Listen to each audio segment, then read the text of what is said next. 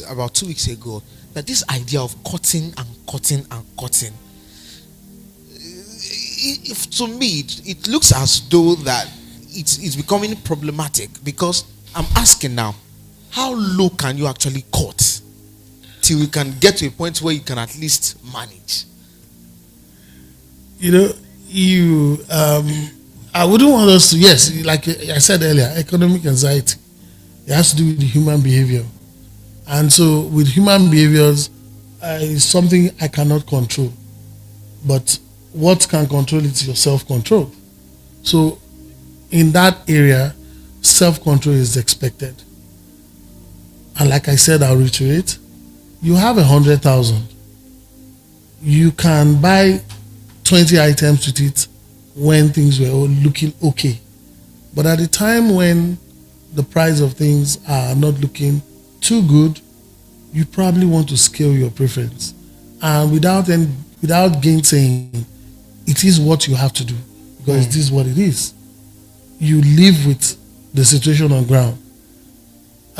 We can only be hopeful that the situation will change.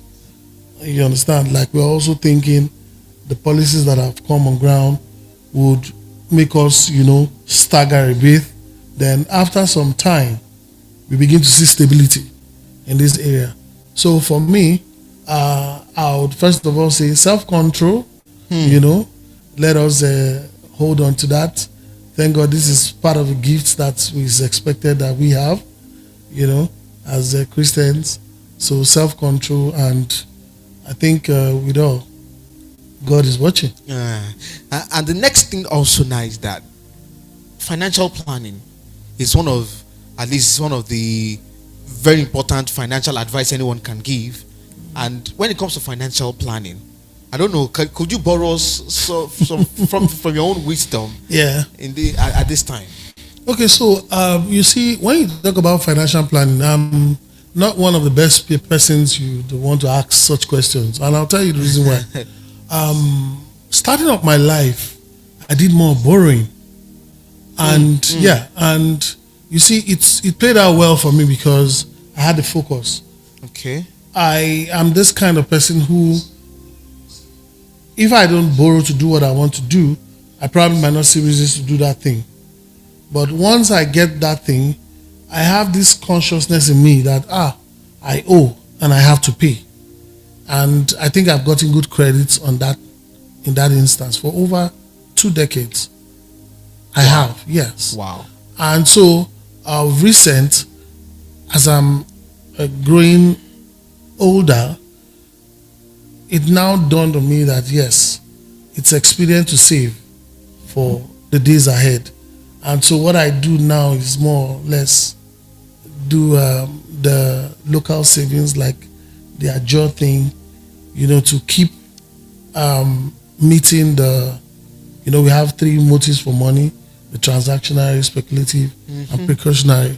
So we begin to put monies to ensure you meet those requirements.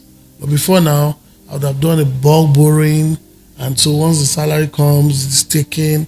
But the reverse is the case now, because I do more of saving. And so once I save, I already plan for that money. So the money gets to meet the borrowing I've done. The money gets to meet, for that purpose. So financial planning, generally, people want to tell you save. It's not bad. At least out of the 100,000 you get from salary. You say 100,000? No, I'm using that as a case study. Okay. If you have 100,000, it would be bad to save 5,000, because definitely you definitely see the result tomorrow. And we have areas where you can invest these monies that are quite stable, like the treasury bills, bonds for the government. If you don't want to go risky, like the shares markets and investors and all that, you could save those monies that even above inflation rate, and at least you'll be getting some monies, additional monies to what you have on ground. So for me, savings is not out of place. But again, if I want to play the devil's advocate, like you actually laughed about it, how do you save when you don't even have what to eat? Mm-hmm. So it's a question, but again, self-control. Out of the little you have, if you could still save, yeah, it has a way of growing. So let's look at things from the psychological point of view now. Dealing with economic anxiety. Have you ever gotten to a point where you were psychologically affected based on the economic circumstance at a certain season or at a certain point? Okay, so and how were you able to get through that? Because when you talk about psychology, it happens to, I think, I want to believe, because I don't want to be too certain. I'm not.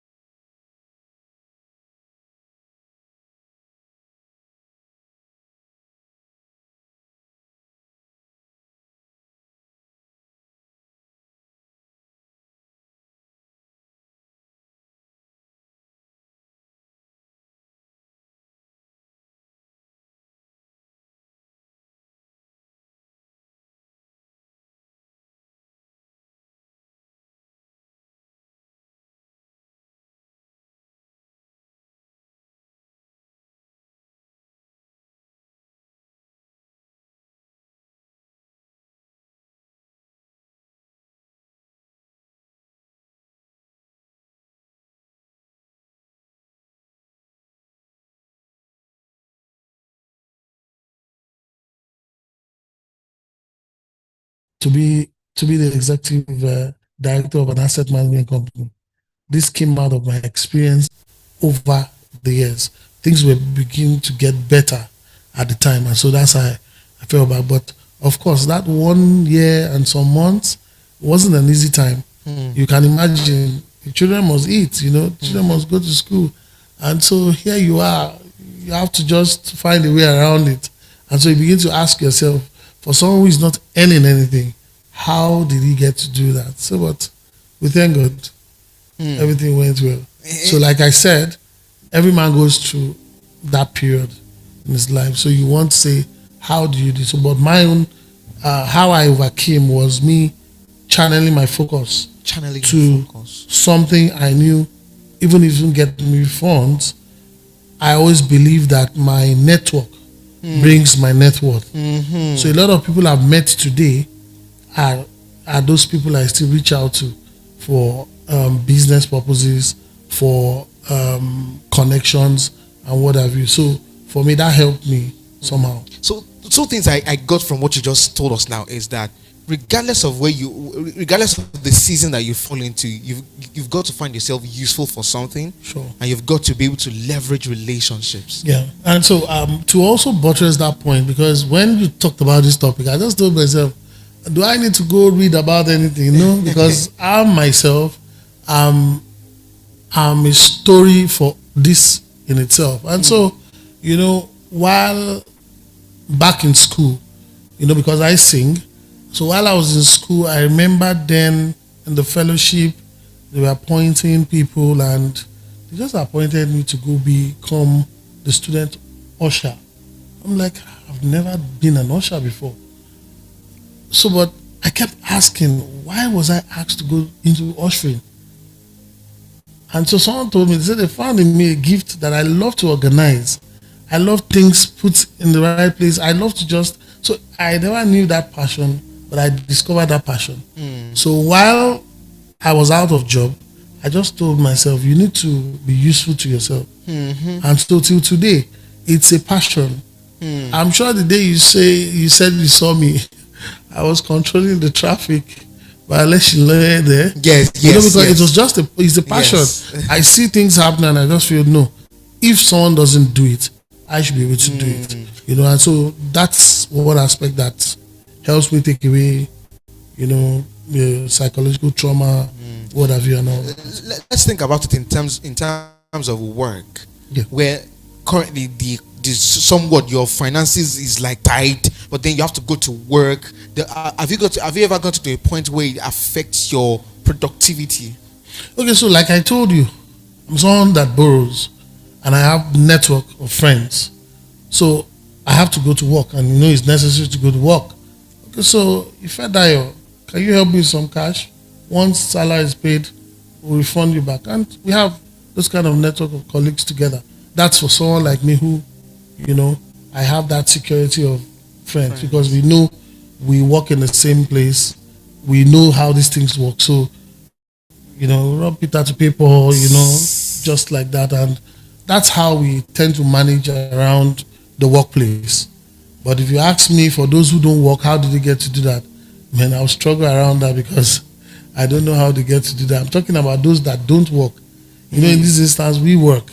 So you can leverage on, Kyle, please help me with this, and at the end of the month, I'll do this, or, But for those that don't work, how is the question? But I don't think I'll be able to answer that. But let's also look at things from a faith perspective now. Okay. What's usually your anchor word? What builds your belief system? You've told us how you have just had to have it in mind that you've got to be useful regardless. But then let's look at the entire belief system for all seasons, especially when the economy and your finances is somewhat affected. What's usually your belief system in terms of biblical principles and standards? Perseverance. Perseverance, basically, because we've read it in the good book, 1 Corinthians 13. It talks about love, hope. The greatest of these is love.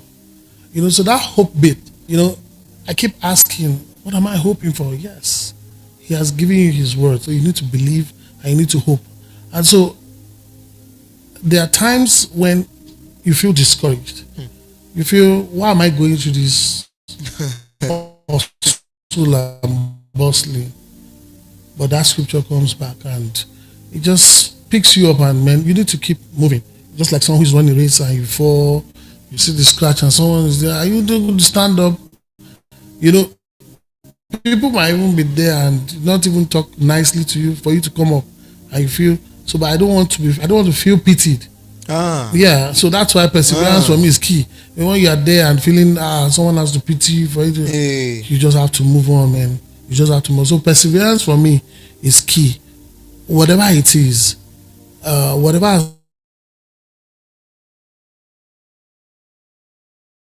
of time to have this discussion, I would have loved to tell a story of my life right from the onset. I'm sure Please, that would have done. That would have done a whole lot. We can get your version. Okay, so I've been to like 3 secondary schools. I speak several languages. My dad is from the western part of the country, but my mom is from Akwa Ibom, west, schooled in the north, schooled in the east. So I kind of a real Nigerian. I kind of have seen the attitude of people, and I think that has helped me a great deal, because if you don't know how people behave, you easily conclude and make judgments about people. And so imagine me moving from, at a very tender age, in my teens, moving from Lagos to North, all the way to Taraba State. I was more or less like alone, even though I was living with my father's elder sister, who's my aunt. We did a lot of handy stops. I was basically a farmer for 5 years. Oh, wow. When I mean farmer, a real farmer. Nobody has ever seen me with a hoe before. But once you see me, you begin to wonder, has this guy been? Yes. When I tell you, I'm confident to tell you I'm a farmer. I can tell you the process how we went through. We start with what you call egusi. Okay, egusi. We plant that. Once we see the first rain, we are joyful. We run out there. We create the ridges. The next thing we go put the seed down. That's the first phase. Next phase, of course, that's going to have it's going to grow and spread on the floor. That's the egusi bed. And next thing we're planting is on the same ridges. The next level, we move to what you call guinea corn. It's longer. They use it for in the north. They call it the dawa, something like that. We finish that. The next we move is yam. We start to plant yams. We plant, and though we might not create the heaps, because that has to do with heaps. You create heaps so that you can put the yams in it. But now I think it has gone more advanced. You could have like a sack and just put the yam there, and that would develop. I think when I was getting to my SS2 level, we used to cut the yam into 6. We'll keep it. We'll put some charcoal on it, some dry the charcoal. No, not charcoal. Well, when you use firewood, the ashes, we put it on the surface of the yam. We'll keep it. So you start to see the stakings come out. So that's why we know we plant yams. Take it to the plant, and Pastor Isaac can testify. Yeah. So and we carry out those. So a lot of researches around that. We planted beans. Then I knew about a gamalin. Is it 2000 gamalin 50 or something? We used to chase away pesticides. But the last thing we couldn't do was rice, because in that part of the country, it's always dry. It's only when it's raining that they really take advantage of the ground. So except it's a swampy area, you just plant some little rice and all that. But there's nothing about farming that we didn't do. Moving around with goats, chicken, we had the cows, a lot of things. And that period more or less was like a training ground for me. Because now when I talk about perseverance, resilient, that is me.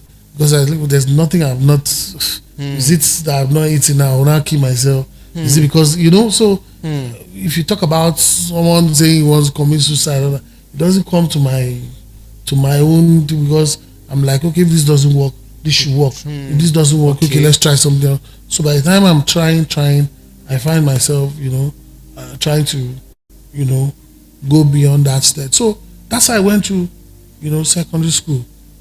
The last bit is the fact when I was in the university. Before I got into the university, it was some length of time. My kid brother was in the university before me. So, and, I could imagine the pain and all that. thinking the younger ones already in school and all that. So when I finally got in school, I just told myself, my 4 years, I wanted to be 4 years, and good enough, I went to a private university. Now, at the last lap of my university, I lost my dad. It was almost like I lost everything. But I was glad because then I held on to faith. And even while I was thinking of over 400 things in my head, who pay my school fees, who take care of my mom, the word just came. And I said, thank you, Jesus. And that just gave me peace. And I know the number of persons who felt like, you that said you lost your dad last week, you were in church dancing that Sunday. So they mentioned this the next Sunday, and it was able to reach out to a lot of people to say, come on, what you are fighting for, God can handle it. The lady had to come to me and say, you lifted up my faith because my dad has been sick for that. So I just said, whatever it is, let the dead, let them just. And she said because she moved her mind and prayed, her dad was healed. I said, I'm happy to hear that. Good enough, because of that faith and all of that, I was helped in school. My final exams, my school fees was being paid by the fellowship. A lot of testimonies like that, just because I've just been me. And so when I saw those issues, I'm like, wow, happened. Now, when I was done with school, this was someone who had stayed like 6 years at home. When I was done with school, I said, no, I was going to come out. I wasn't going to stay at home. I started a job where I was being paid 30,000 naira for 30 days, for 30 working days. Not a month, 30 working days. So I started it, and there was a day my mom said, come, wait a minute. Am I the one paying you, or you are supposed to? Because you come to me to collect transport. I say, Mama, let these things happen. You never can tell. So when I left the job, I got another job, 30,000, but now for a month. And we were on this target. And it started. When I got the job, there's something that I had this confidence. We had like 30 of us in the hall. Those guys, they were only picking 6 persons or 12 persons. So there was this guy that was acting very funny within the hall. And all of a sudden, someone said, you're not, whatever will be, will be. I'm not, if this is my job, it will be. After that period, it took about 10 of us. After the 10 of us, after 6 months, they only took 2 persons, myself and Daniel. They employed us. And that's how I became a staff of that company that year. And that's how I grew the ranks. And I was doing sales. And if I tell you how my sales came, this was me that was not experienced in the deal. But I just met someone. The day I even met the man, he kept just talking, and all of a sudden, I was being told that the man has done something like 30-something million. I'm like, are you serious? That's the man I was talking. So again, that brings me to a state where you need to understand your circle. There are people at a certain age that like to just engage you. You never can tell why they are doing that. But just to, bring you closer, to understand your temperament. But unfortunately, I hope the youths of these days are listening, because you see a lot of impatience around them. Someone is talking, they're not even taking time to want to listen. They are always, everything seems to, but of course, like they said, it's a Gen Z age, and so everything is trying to be, sharp, and all that. So those are the things I learned over time, and these were things that, you don't find even in your home. You find them on the street. You walk through them and you say, wow, this was a lesson I had to learn, over time. So a whole lot to say, but I'll just leave it at this for now. Man, that's very, very nice of you to have shared your story. And just to add to that, I thankfully you shared it. But in all of that, have you ever had a point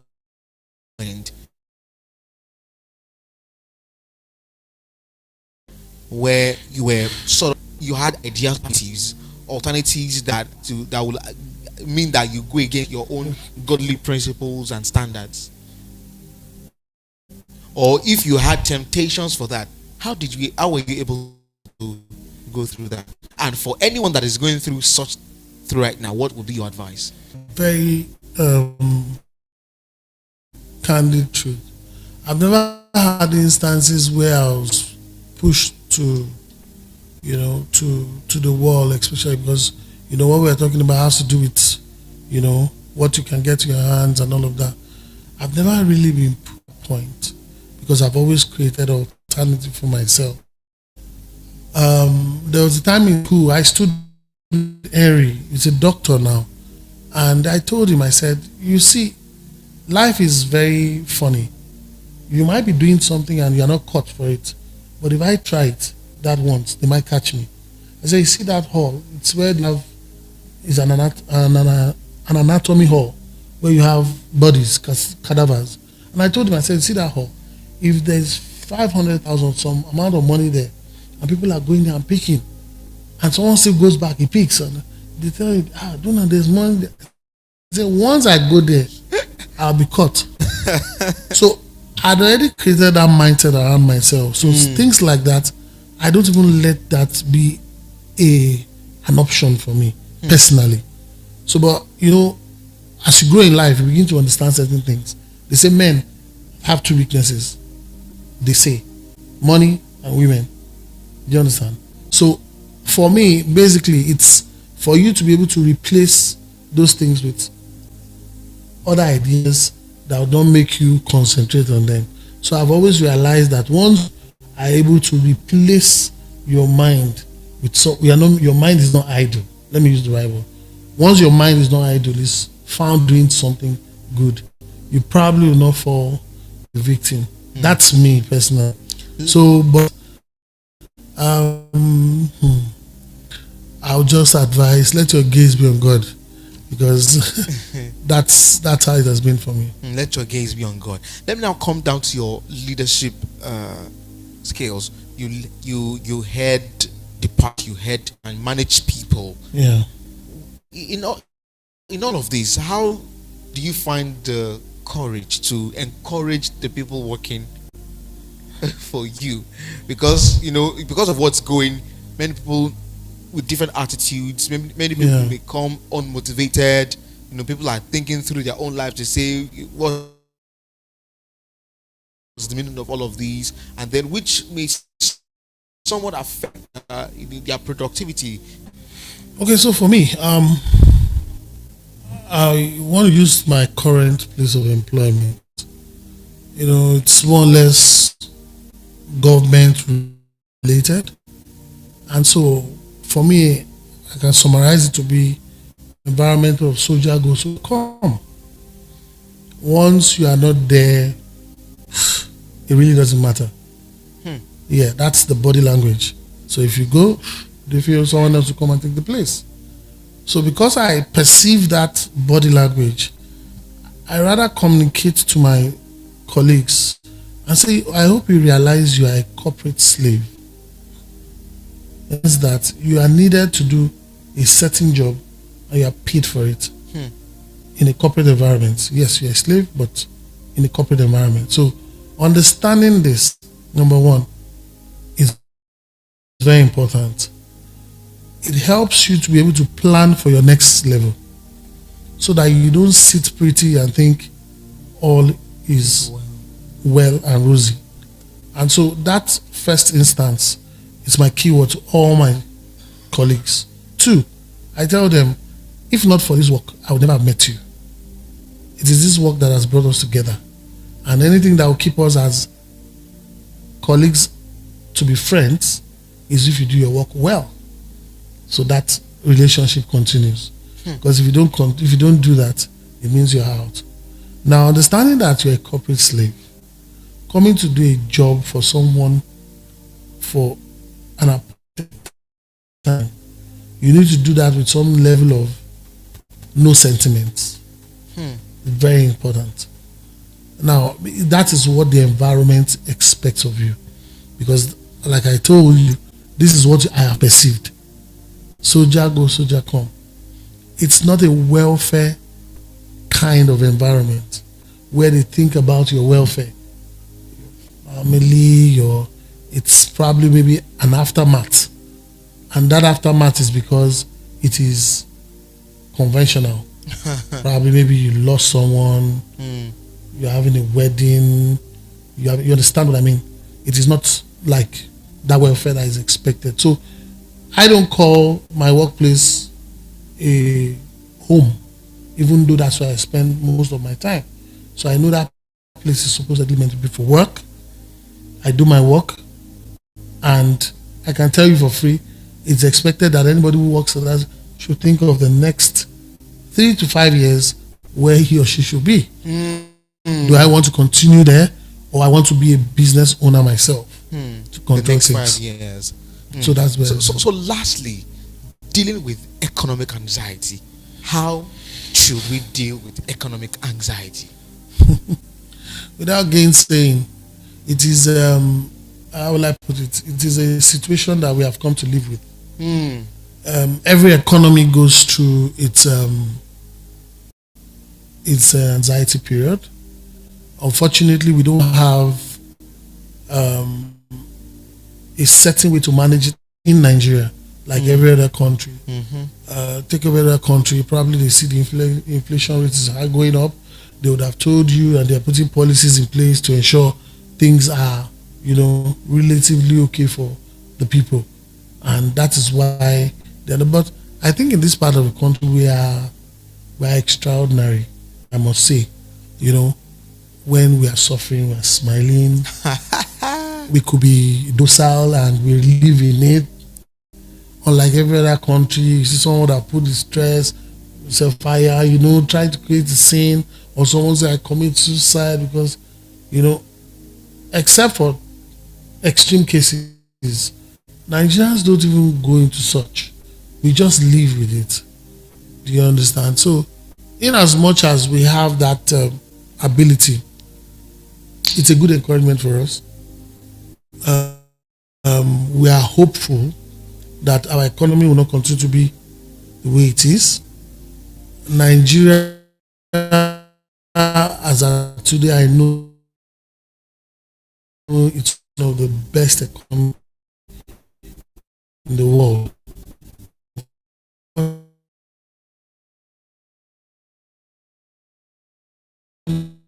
Managed by wrong persons. What do you call this country? It's not as large as 9 states. 9 states, if you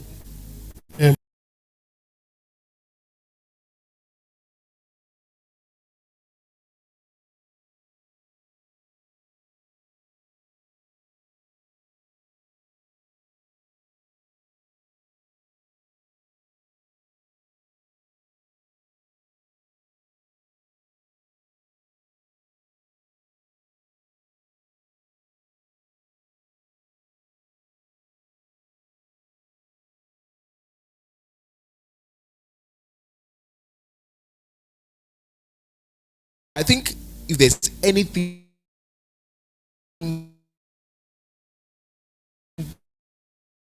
that anyone should go with,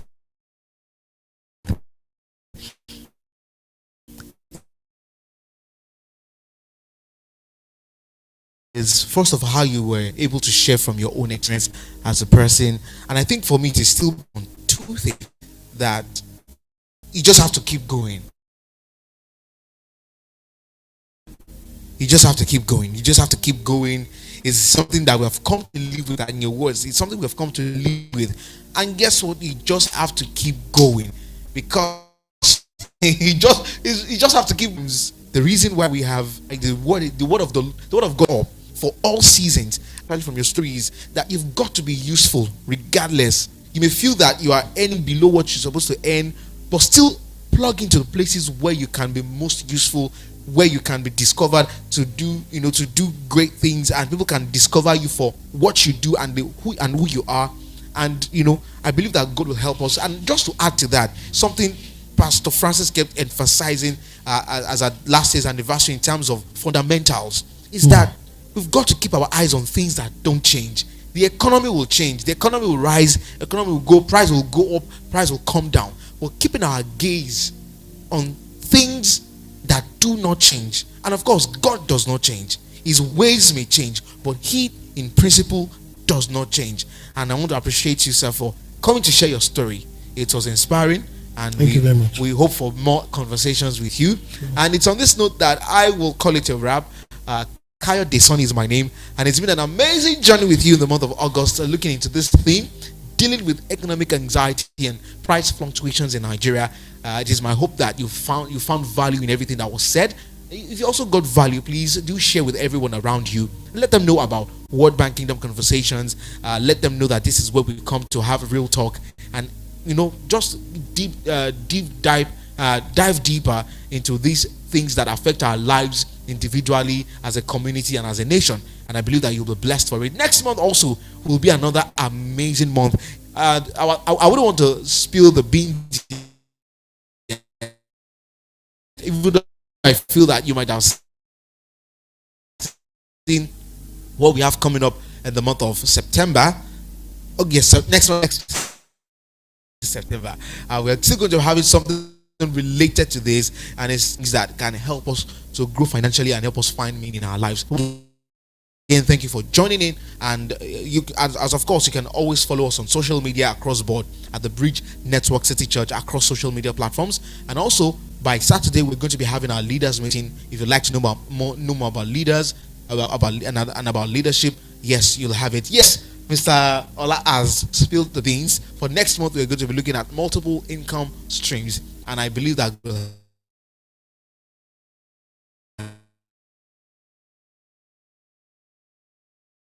help us through that. Yes, Saturday regular service time, 8 a.m. for real thing about execution in terms of getting results, and also that same Sunday, 9:30 a.m. for our network service, where we're looking at audacious prayers, and it's been amazing. Trust me, the word coming out this season has been amazing. Learning about prayer, learning about the prayers that God hears, learning about prayers that can get results. And once again, I want to thank Mr. Donald for joining us.